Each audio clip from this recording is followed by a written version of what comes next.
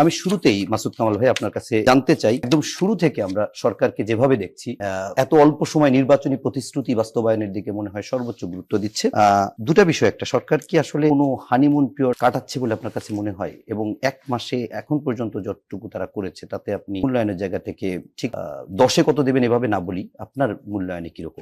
Honeymoon period বলতে কোনো period নাই, কিছু নাই।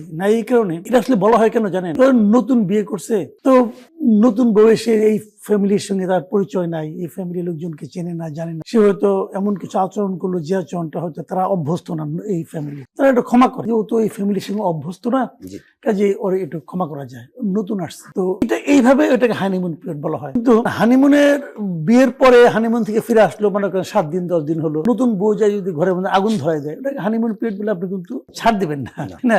আর আরেকটা জিনিস হলো কি, এদের হানিমুন পিরিয়ড বলতে কিছু নাই, এই কারণে এটা তো নতুন না, এটা মানে অ্যাফেয়ার ছিল। এই সরকারে যারা সদস্য আছেন, যারা লোকজন আছেন, যে পার্টি আছেন, এই পার্টি বাংলাদেশকে খুব ভালোভাবে চিনে, বাংলাদেশকে চিনে, বাংলাদেশের মানুষকে চিনে, হ্যাঁ, এবং বাংলাদেশের মানুষ এদের সম্পর্কে একটা ধারণা রাখে। ওনারাও জানেন ওনাদের কি করতে হবে, ওনাদের মূল লক্ষ্যটা কি ছিল। যে বিএনপির আগে যে সমস্ত বদনাম ছিল, যে সমস্ত জায়গায় বিএনপির ব্যাপারে মানুষের সন্দেহ ছিল, প্রথমত এই বদনামগুলি দূর করা, তারপর তারা যা করতে চান সেটা করার পক্ষে, করার ফেভারে কিছু কাজ করতে চান। এই তো মূল ঘটনা। এক মাসে তো কোনো কিছু বোঝা যাবে না।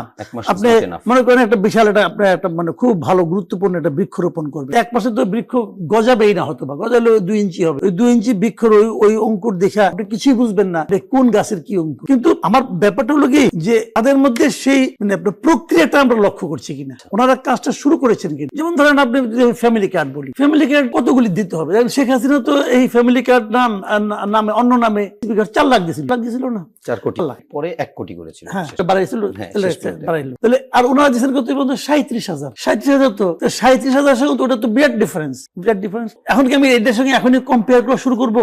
তা কিন্তু আমি করবো না। আমি দেখবো যে ওনারা যেটা করতে চেয়েছেন সেটা এসে 1 মাসের মধ্যে শুরু করে দিয়েছে। এই যে শুরু করাটা, দিস ইজ ইম্পর্টেন্ট। আবার ধরেন ওনারা শুরু করলেন, শুরু করার পর আমরা কি দেখছি, এই যে শুরু করলেন কারা পাচ্ছেন এবং পাওয়ার ক্রাইটেরিয়া কি? দলীয় লোকজনকে এখানে প্রভাব বিস্তার করছে, এমপি সাহেবকে প্রভাব বিস্তার করছে। খবর নেন না, আপনারা তো মিডিয়ায় আছেন, জাস্ট খবর নেন, যেখানে দিয়েছেন ওই জায়গায় যান, আপনারা ফিজিক্যালি যান, যে দেখেন যে ফ্যামিলি কার্ডটা কারা পেলো। এটা তো প্রত্যেকটা মিডিয়ার দায়িত্ব এখন একদম। তো দেখলে বুঝতে পারবেন যে আসলে তাহলে কাজটা ঠিক মতো হচ্ছে কিনা। যদি ঠিক মতো হয় তাহলে ভালো, আমরা এটা একটা এক্সাম্পল হিসেবে দাঁড় করাবো। আর যদি ঠিক মতো না হয়, শুরুতেই আটকানো দরকার। এখন হানিমুন পিরিয়ড, আমি একটা ভুল পাইছি না, এখন আমি কিছু বলবো না, এটা ঠিক না। আপনি এখনই বলবেন, কারণ এখন না বললে কি হবে, পরে যখন বিষয়টা অনেক বড় হয়ে যাবে কিন্তু বললে আর থামবে না। কাজে সমস্যা হলে শুরুতেই আটকাতে হবে। এইগুলি আমি বলি যে তারা মোটামুটি তারা চেষ্টা করছে বলে আমার কাছে মনে হয়।